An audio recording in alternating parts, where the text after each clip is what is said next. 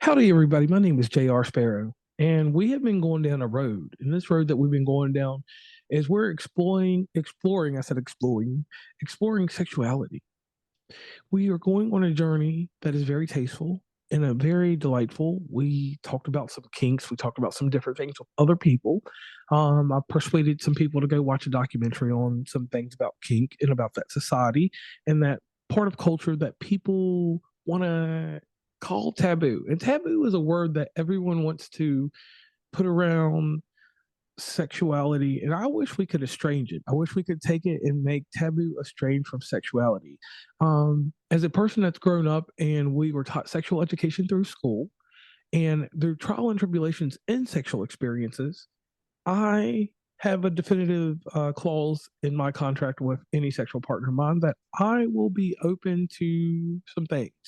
I was a vanilla person at one time, and I left that vanilla idea behind me because I realized that inside sexuality, the intimacy and the different things that go along with it doesn't always evolve around, revolve around the actual touch, the actual feel. There's a psychology. And that's why today, my amazing guest, all the way from down under, Artemisia de Vine, is here with me. And what I need you to do for the audience, and I'm going to slow it down a little bit when I do this, is I need you to let the audience know who you are, why you're here, and I need you to give them a few of your qualifications. Okay, fantastic. I am a sexual fantasy expert, and I teach some of the world's leading sexperts how to understand the mental part of what turns us on. And I learnt this throughout exploration of over 30 years. So I'm now midlife. But the most powerful learning experience was when I was a sex worker full-time for 12 years, and I was also a professional dominatrix. And that's illegal here in Australia. And I learned an awful lot here about exactly how the erotic psyche works. By being paid to become the sexual fantasy of thousands of people.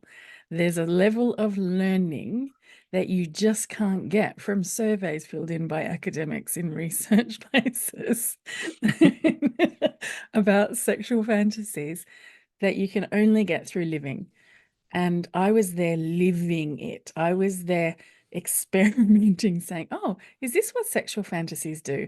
I wonder if I do this, what effect will that have on the person? What effect will that happen? And I learned, I experimented in all sorts of different ways until I learned to trust these fantasies because they were genius. They were taking the person exactly where they needed to go. There's so much misunderstanding about that. But I want to be the person who can tell you that actually you're not broken. There's nothing wrong with you. All of your turn-ons are actually normal. All of them. Yes, even those ones. They're normal Oh, oh, and wow. healthy. It's the only thing that can go wrong is if the way that we relate to them can be wrong and can harm ourselves or somebody else. But the turn-ons themselves, when you understand why they're there and how they work, you can fall in love with them and you can trust them. Okay. So let's go with my first. This is my a personal question, and I always wondered this. Now, me being the sexual creature that I am, levels of sexual engagement change with age, different things that go on, mental stability and things like that. But here's my one question that I would like answered about a sexual fantasy. Me personally, I've gone through stages where the dimensions of the woman have changed from could be a woman that's of a larger stature to a lady of a smaller stature. And at different points, I wanted different types of women. But I started off in one thought that I wanted, because I'm a professional wrestling fan, I wanted to make sure before I settled down that I had my championship belt out the way. I wanted to have my notches because I wanted to have every different type of experience I had before I settled down or decided that I wanted, I didn't want to be part of that monogamy train that goes on, which that's fine to do for people, but I wanted to make sure that I explored a great bit of what I wanted to see in the world and wanted, some stereotypes I heard and different things. I wanted to explore things. So my question to you is this: in me exploring all these things, did I hurt myself by doing this stuff early, or did I save myself in some senses because I don't have to make that communication with a partner that, hey, you're not sexually pleasing me in certain areas. Um, but now, if a partner is not sexually pleasing me, I can kind of like move my mind around a different way, and I can interact with that person, or I can just fix the problem with the person without the person knowing, which is probably bad. But the thing is, like, do you think I was wrong by making sure that I got some of the earlier escapades out of the way instead of waiting until now and just being a wild man?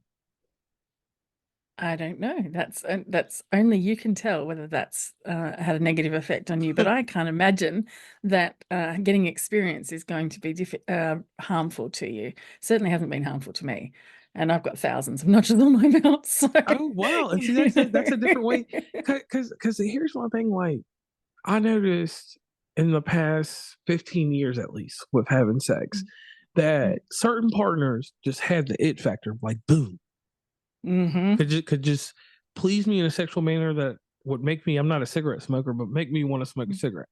And then I've had sexual partners that, because there was this caring, nurturing, and loving relationship that I needed, I sometimes toned down my sexual experience. I kind of calmed it down a little bit from my normal NRC 17. We do ratings in America.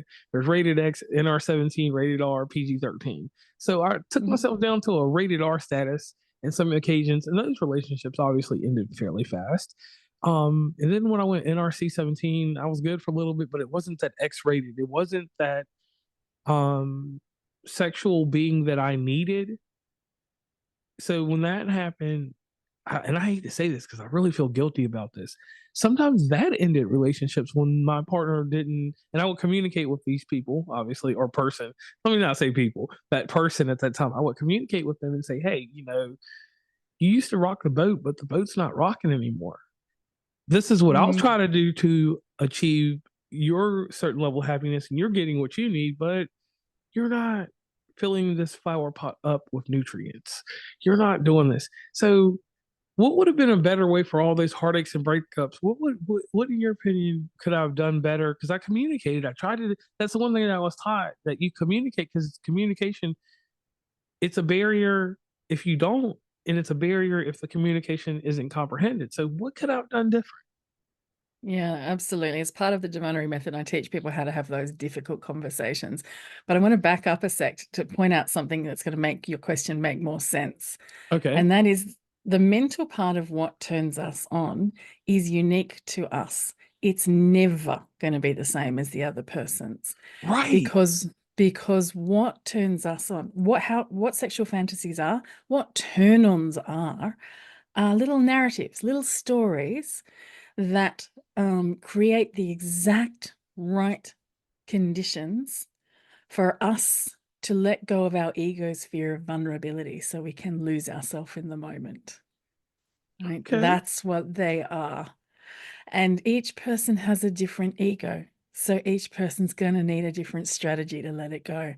Their fantasies, their turn ons are going to be different to yours. And so there's this thing that we have, which is we're super attached to wanting our partner to want what we want so we can feel safe, so we can be in it together. And yet, no one is the same. And here's the paradox. The whole reason we're trying to do it together is so we can feel it together, right? How are we going to overcome this paradox and be true to ourselves, and also let the other person be them, which is going to be different? You're so right. So many breakups happen because people do not know they don't understand their own narrative, let alone how to understand the other person's narrative. And they make the big mistake of trying to pleasure the other person in the way that they would like to be pleasured. They Whoa. give the other person the conditions that they would need for their ego to stand back down, but the other person needs something else. So this is what I do. I teach people how to become aware of what their unique erotic narrative is and how to deliberately create experiences where you get to explore each other's without feeling threatened or devastated when it turns out that you have different turn-ons. All right, and I can go with that. We do have different turn-ons because I can even say to this day, sometimes I think that my methods, like I have one I call the Jimi Hendrix. The Jimi Hendrix that I do, I think that it's what she wants, and she doesn't want that. She wants something different, and she tells me, and I perform how she wants me to perform. And then my misconception and my mistake is that I've never actually told her how I want her to perform, what I need her to do, like you said, to let that out.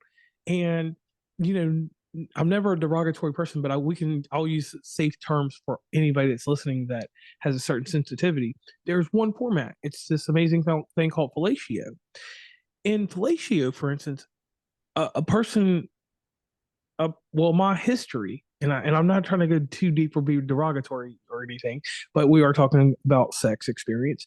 Fellatio has been something that out of all my partners, I can put on my hand two that know how to burn it up or knew how to, I'm not know how to burn up, they knew how to burn it up. And I found personally myself, if it's not done a certain way, like you don't like that's something I don't want to comment on to my partner while they're doing it because I don't want them to get mad or get angry.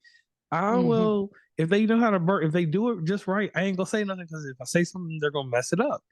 And when they do it wrong, I've even found that it's so derogatory to me when it's done the wrong way that it turns into a turnoff. Like you said, the actual turn on aspect of it, since I'm not telling that person that, and that's something that I just discovered right now, I've got to let that person know that, hey, when you're out there on doing a slippity bop or whatever we call it, and I do call it slippity bop, audience. Um, I love it. Yeah. so when I'm getting a slippity bop, if she's not performing it to the ratio, quantity, and quality that I'm looking for, I need to let her know that, hey, put the brakes on that shit. Excuse my language. I'm sorry. Mm. I do need to tell her put the brakes on it and let's explore a different way of doing it. And I'm just letting you know, like you said, I need to let her know what actually pleases me. If I need her to twist the top open, twist the top open. And if she doesn't twist the top open properly, then it for me, or not properly, but for me, and it didn't mean to say Mm. properly, but for me, then I need to work on it. So I thank Good. you. Yep. I thank you there.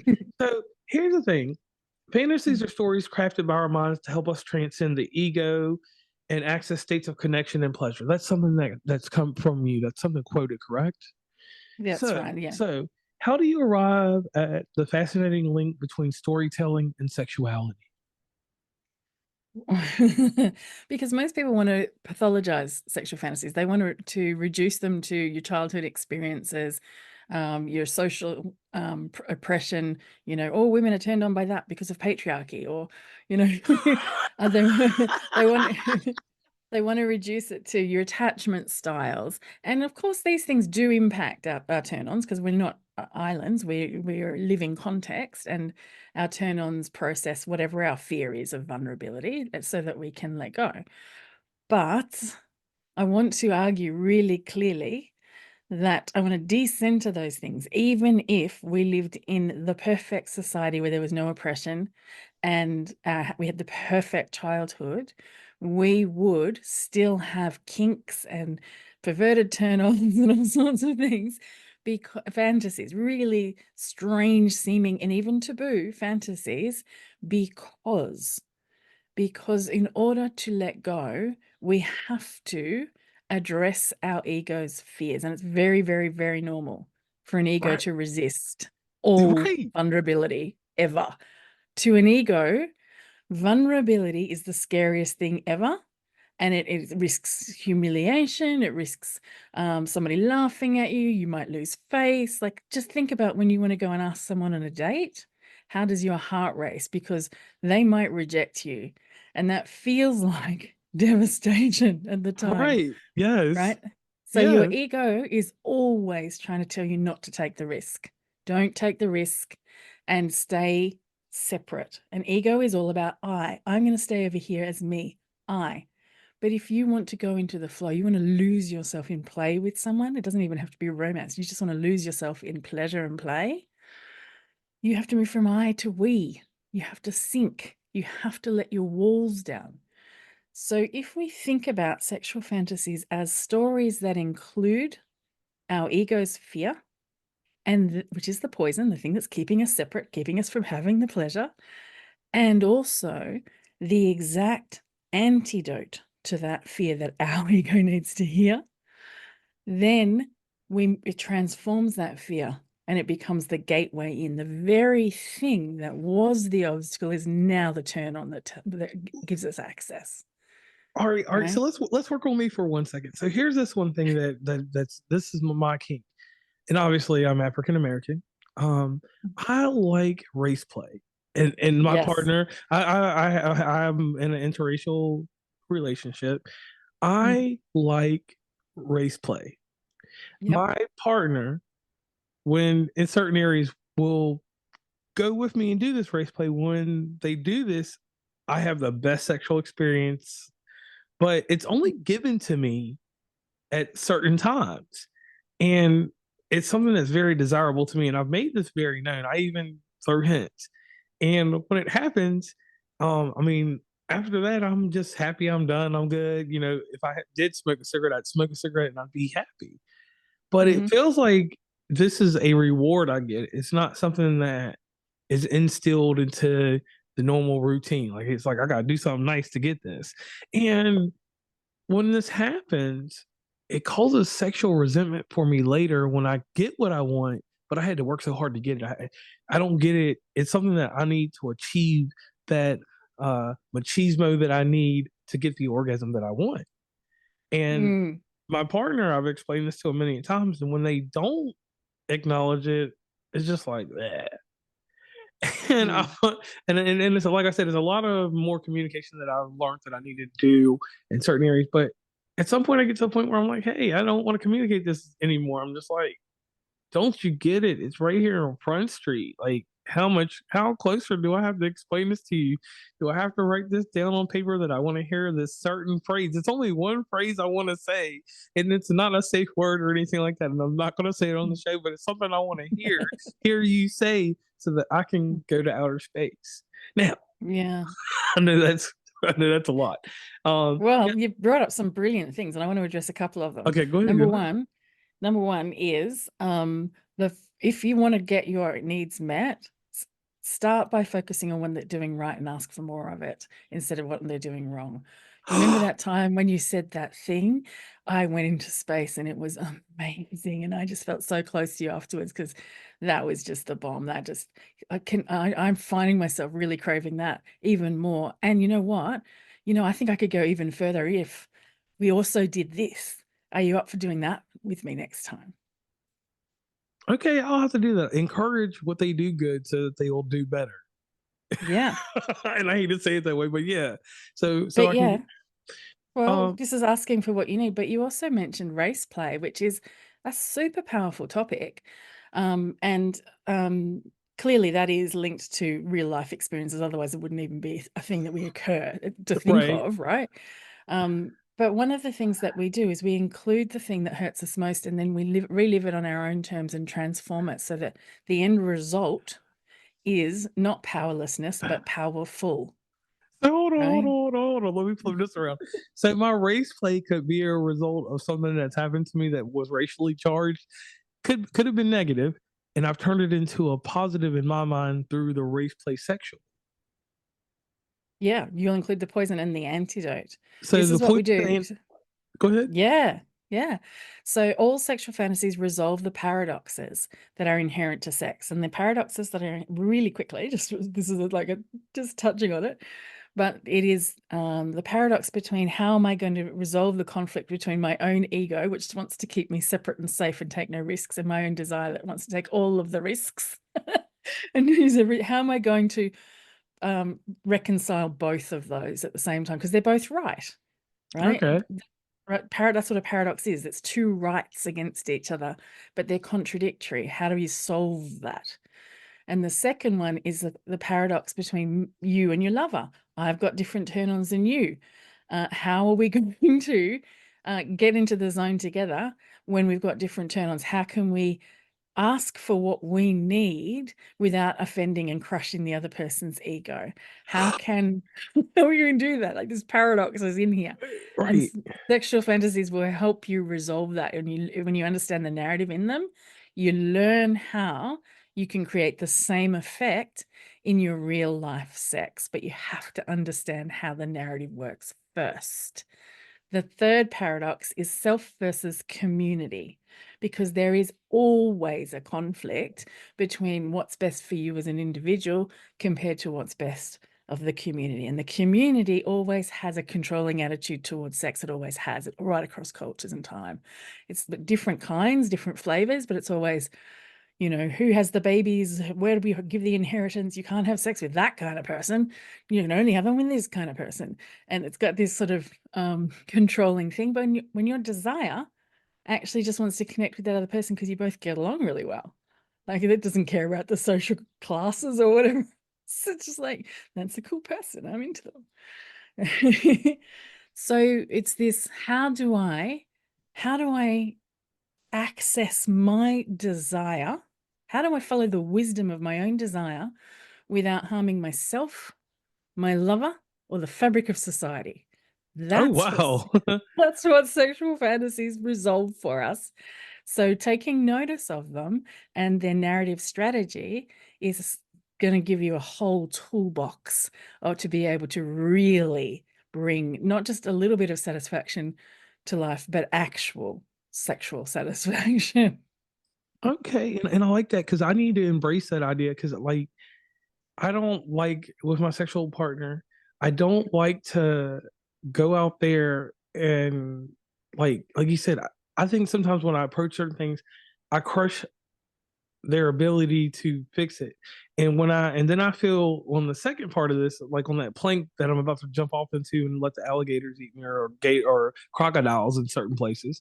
Um, I feel like when I do express it in a nice manner, either way she gets crushed. Like I don't think that she has the fortitude to handle me actually saying that to her or this and that. Because you don't want to crush somebody, you don't want to hurt their feelings. And you've given me a clever idea on how to do this. I need to write a Well, you're torn. not. Yeah, I need to write a turn on list. I need to be like, yeah, this turns me on. This right here Mhm. don't turn me off. I mean, it does turn me off. So that way, it's an assigned list.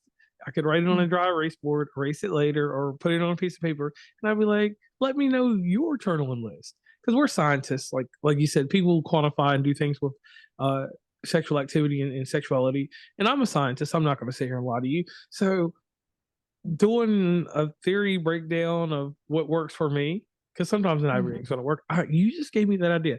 Now let me jump into this, Mhm. and we're going to jump into your former occupation. Mhm. As a sex worker and a professional dominatrix, you've experienced firsthand the hidden desires that people will often keep to themselves. What are some common themes you've seen in fantasies, and why do you think certain ones resonate universally? There's always universal themes because we all have to neutralize our fear of someone having power over us if we're vulnerable. So that's universal. But the strategy that each person uses is unique to them. And that's what I learned as a sex worker, is that everybody who walked through that door thought that the way they liked sex is just how sex was. They were unconscious of the main things. They were conscious that they liked this body type and they wanted that kind of sex act. And they might be able to say, I want the girlfriend experience where we're intimate, or I want something more primal, but they were not able to identify what the psychological mechanisms were that made it hot or not. So they couldn't ask for it, and they just assumed that if you magically did it, you were good in bed, and if you didn't, you were bad in bed. But actually, it's more. Actually, you have to work out what each person is. What is their particular way? What's their poison, their antidote? What is their strategy for letting go and letting loose? And if I could ask what I learned, it was how to ask the right questions for them to give away all sorts of things they did not realize they were giving away. And then I didn't try and live out their sexual fantasies exactly in their mind's eye at all. I just brought to life the same psychological mechanisms in our play and watch them open completely, often far more than they had ever opened sexually ever before, because most people have never had someone understand their narrative and bring it to life for them. They're always in this tug of war that you keep talking about that keeps leading in breakups, which is constantly trying to get our needs met while not acknowledging that our needs are different, not being conscious of what our narratives are, and focusing on when we're trying to communicate it, focusing what they did wrong instead of asking for what we'd like more of. I We're mean, being terrified. yeah, I'm going to be honest. I really do feel bad because in some areas, like, we all cleverly, or maybe I was clever about it because I am a little cunning. I may have, that was the root of the situation, and I didn't address it quite a few, let's say, I'm not going to say a lot, but a good bit. I didn't address that issue, and it was the underlying issue. And then, I just sent them packing. Like, so now that I know that I should have put an extra level of understanding, like knowing this now, I comprehend a way to be better suited for my partner behind this. So, ego disillusion. Mm-hmm. That's something I've learned from you today. Oh, Um, okay. but yeah, I've learned that, like, because I have a big ego. I do a podcast, fairly popular. Well, I've been popular since the day I was born because of my eye color. And I always heard the word. The first thing I ever heard from a female that turned me on was she said that I was exotic. When she told me I was exotic because of my eyes, my little curly hair, I look like an aborigine. That's what they call me in America. They say, you look like an aborigine. I told them I don't look like no aborigine, but whatever that is, and whoever fantasy that was in the earlier days, I was an aborigine. So I'm sorry. I'm sorry I made the reference. But the thing is that when I was told I was exotic, that just made me bulk up and just be like, yeah, I'm exotic, which that's kind of wild that I made that into a wrestling promo. But once I was told that, that filled my ego, and I've never been able to deflate much of it. Now, I said that with the ego disillusion, I'll take some portion of the mental aspect. I'm never going to take the helium and air out of my shoulders, but I like now I realize that I gotta tone it down a little bit. Be No, no, no, you what? don't. No, I don't. Oh, snap! No, I don't. no. So to get your ego out of the way, there's two main strategies, right? To convince it that it's safe. That you have to just convince it it's safe. That's all. You don't have to make it go away. It's a good normal part of you. We need egos or we can't protect ourselves. We can't even set boundaries without them. They're very important parts of ourselves. But we do temporarily need them to let go of the driver's seat and get out into the back seat, or maybe even out of the car, so that we can connect with somebody else and have this different kind of experience, a bigger sense of self beyond our normal ego self. But there's two main ways to make your ego stand down in sexual fantasies. One is to make your ego so small that it disappears and you feel like you're just a little grain of sand looking at the wondrous, enormous night sky full of stars. Like you feel so small, your ego is little, that you're filled with awe and wonder, and you just surrender into this incredible connection place from there. The other way is to make your ego huge. Right. Think about me as a dominatrix. Like, who do you think, like, I strut around and people would should be grateful that they even kissed the ground that I walked on. Whoa. Oh, see it, and Like, see, make your ego huge. And if it's huge, it's safe. And if it's safe, it can let go. and see. Maybe that's something that I gotta think about. Maybe because here's the thing: I work in America at a job where I've always been in some type of management, and Mm. maybe I need that to happen to me. Maybe I need management. Maybe I need supervisorial type experience. That's something for another day. I'll keep it to myself. But anybody else that wants to know about that, that'll be on the late night show somewhere else. Anyway, go ahead. Well, you can see how it's going to be really important that you have a really aware conversation around this, isn't it? Because if you just build your ego up hugely with a partner who has no idea that that's your erotic strategy, that can end badly. But if you can have the conversation beforehand and create a consensual container around it and say, hey, I want to play this game. Remember when we were little and we used to play Superman? I want to be Superman. I want to know what it's like to be worshipped as a goddess. I want to know what it feels like to have to, you know, let's imagine that there's the whole harem of K-pop stars that hit here just to, you know, fulfill my every need. Their entire life purpose is just here to serve my needs because they desire me, right? Right.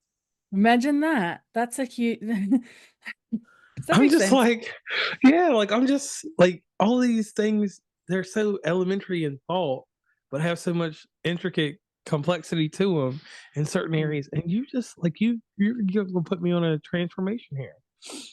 mm, Now, sex experiences. We've talked about them. Obviously, I've talked quite a bit about some of mine with no names mm. to any partners or partner, so no one gets offended or hurt or I get sued because people like to sue now. Yes, they do, don't they? Yes, they do. So if I want to take one of these sex experiences that I want to do, like you said, you talked about the consent and building a level of Mm, respect. You said the phrase that I'm going to steal from you. mm, Consensual container. mm. That's going to be my new phrase. I might get on Facebook later and make a post about it because I was like, that's that wordplay right there works for me. I'm an English Mm, person, or you know, I love our language. mm. So with a sex experience, something transformative, like I was about to talk about. Can you walk me through what the transformation should be like for someone that's engaging in their fantasies for the first time? Because I'll tell you this, as a young man, as a young man, when I started sexual activity until my mid 20s, sex was only about if I could go the longest. If I had a science of this, if the guy before me, and this is like some deep stuff I'm about to give you, if the guy Mm, before me, I didn't care about his girth or anything like that, because any mm, motion you do in an ocean is going to be different. It's all about the boat and how the boat makes you feel at the moment. mhm, So, and I hope I said that in a proper and most polite manner. I always thought that I had to be the longest. I had to mm, go, not the longest girth, but I had to go. I had to be the stamina king. I had to be an athlete. I had to be the triathlon man.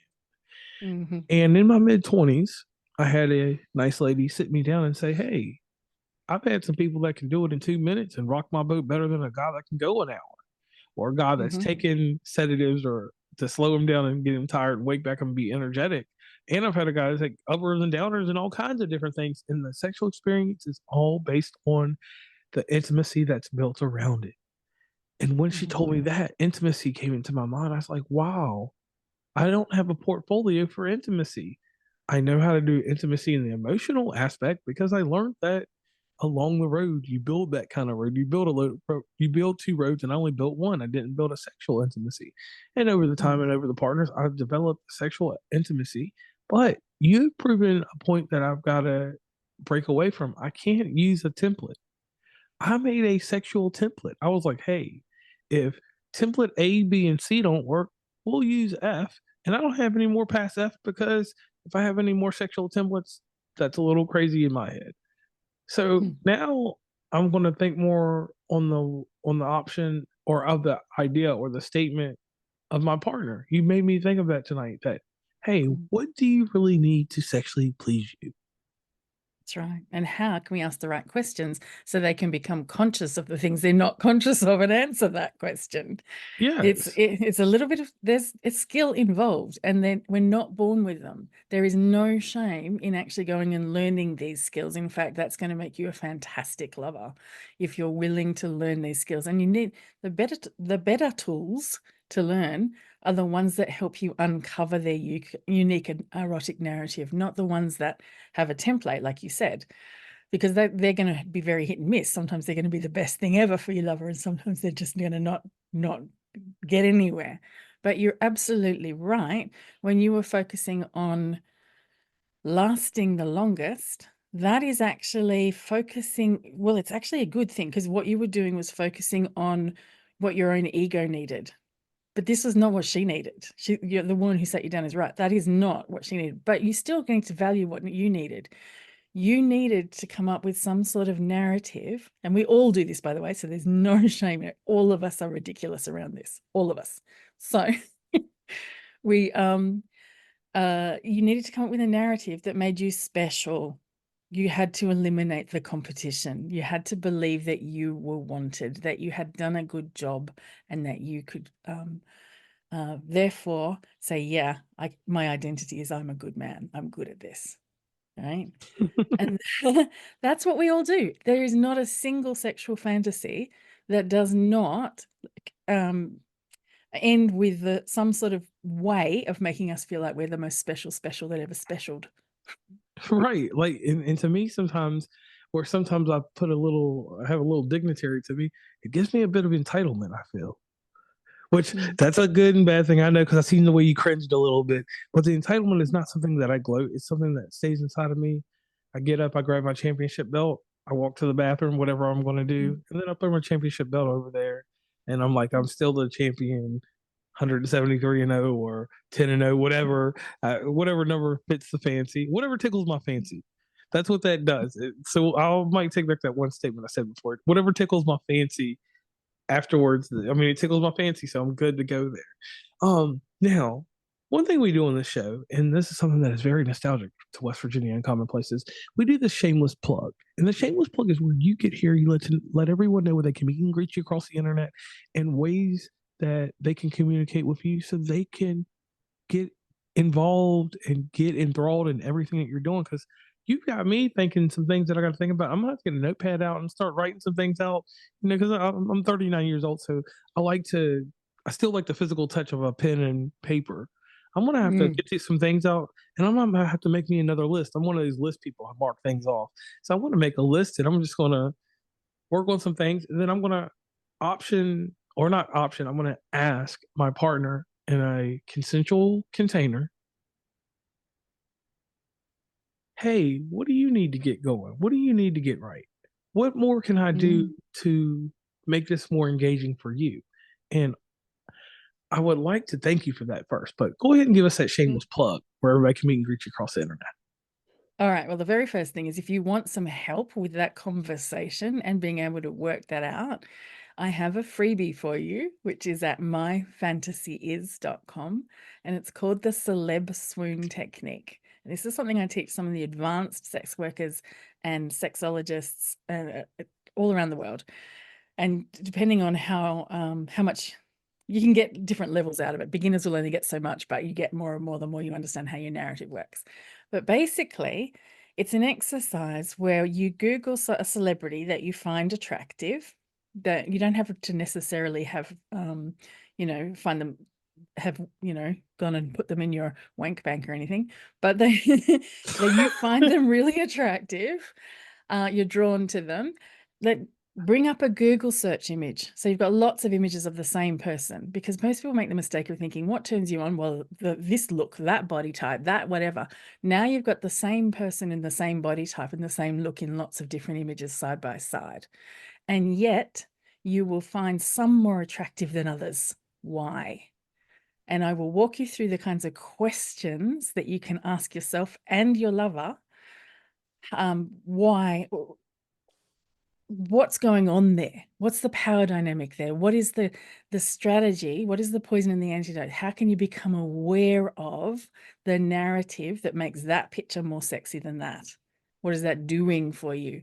And that can make it, you can become aware of it. But if you want to work with me, if you want to learn, get some coaching and learn from me, you can just do that at my artemisiadevine.com. But I recommend joining my Substack because I'm teaching lots of things, lots and lots of tips there. It's free. I don't charge for it. And you will then find out about my upcoming book, which is called The Spirituality of Smut, The Surprising Wisdom of Sexual Fantasies, coming out mid next year, 2025. And I also run masterclasses for people who don't want to do the full training. They just want some extra tips for advanced erotic engagement. Ooh, okay, that's good there. Now, before we end this episode, I've got to ask you the most personal question that I've ever asked Mhm. anyone. Where did your name come from? I was not expecting that. That was a good sideways swap. Um, my name is actually ancient Greek. It means of Artemis, which is a goddess of the hunt and the moon, a wild nymph in the woods. Wow, wow. Okay, okay. I like that. Now, audience, to bring this to the close, we pay homage to a great show from the US. It's a news magazine called 2020. It was ran with John Stossel as comic relief, Diane Sawyer as a person that asked poignant questions that got you in the mood for the next person I'm about to talk about.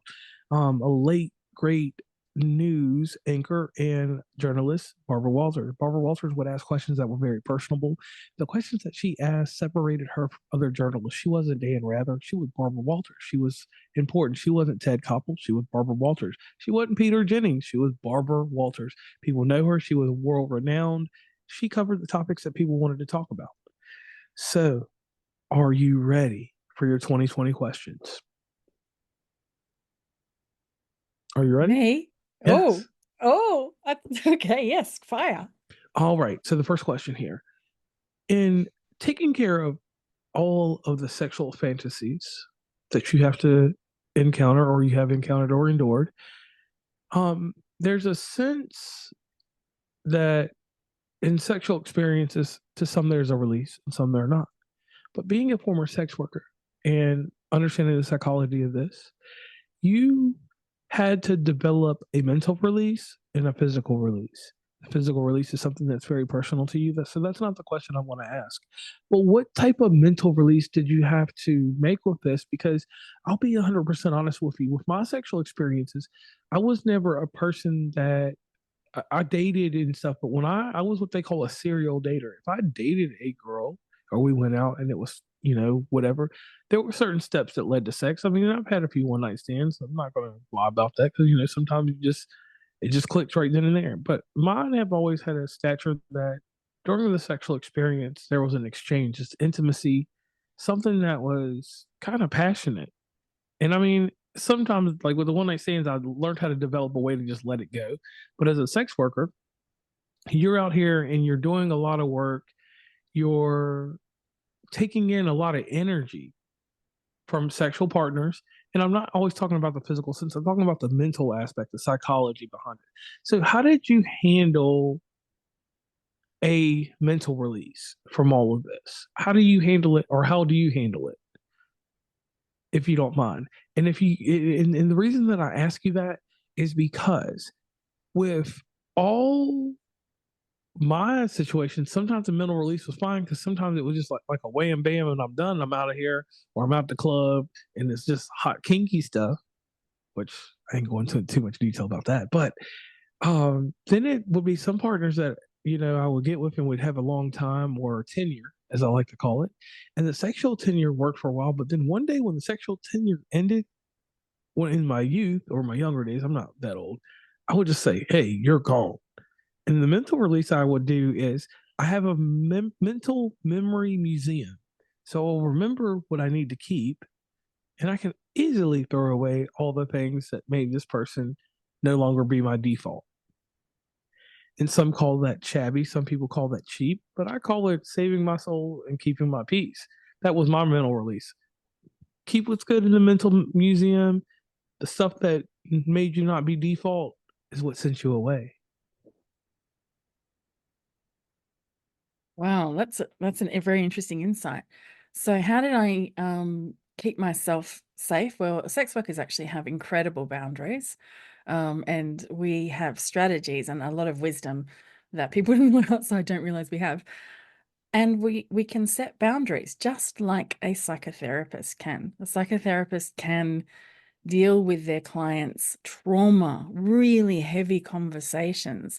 They can deal with and have really genuine intimacy and conversation deeper than that person's ever had with anyone else, and still have a healthy boundary around that and say, that's work. That is work. I'm focusing on supporting the client in their needs.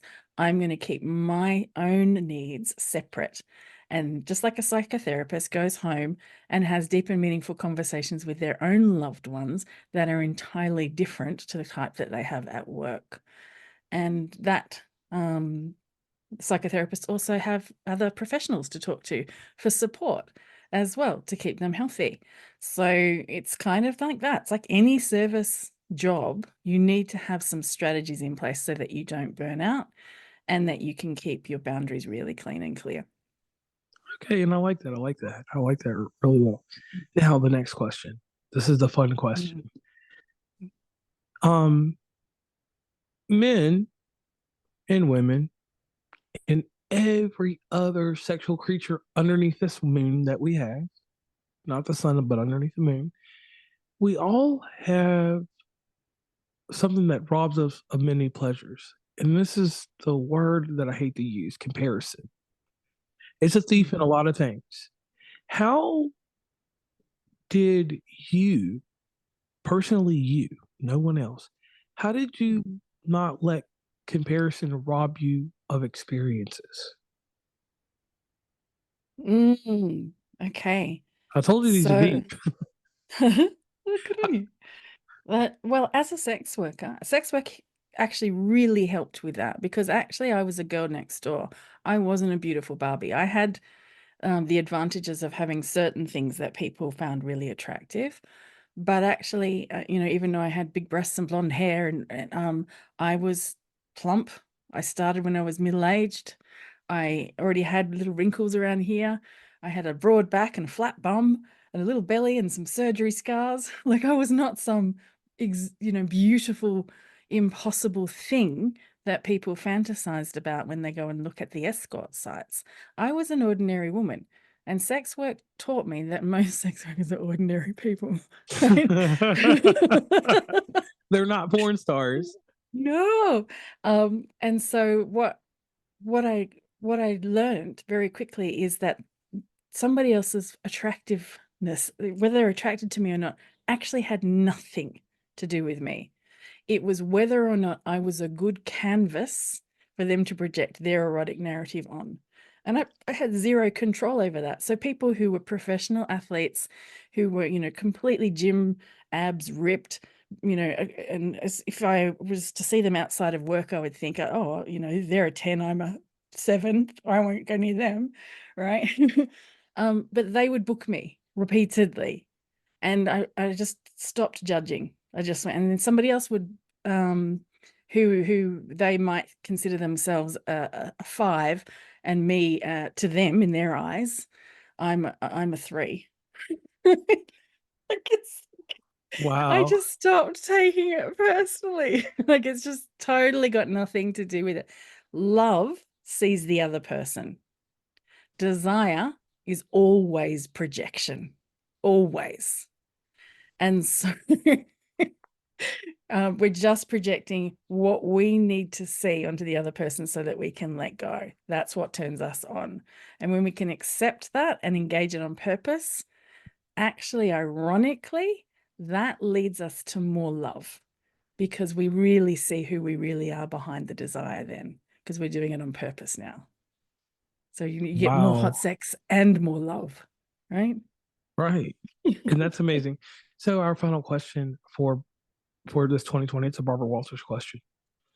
Mhm. So at the end of the day, we talked about your experiences, an amazing book that's coming out in 2025, um, your unwavering support to educate, to give everybody an open end way or ways to figure out how the sex thing ties into everything that needs to be important and how the mental focus has so many different webs that tie around with the sex and sexuality and the ideal of dual, triple, or whatever, how many partners you have doesn't really matter, but a consensual manner.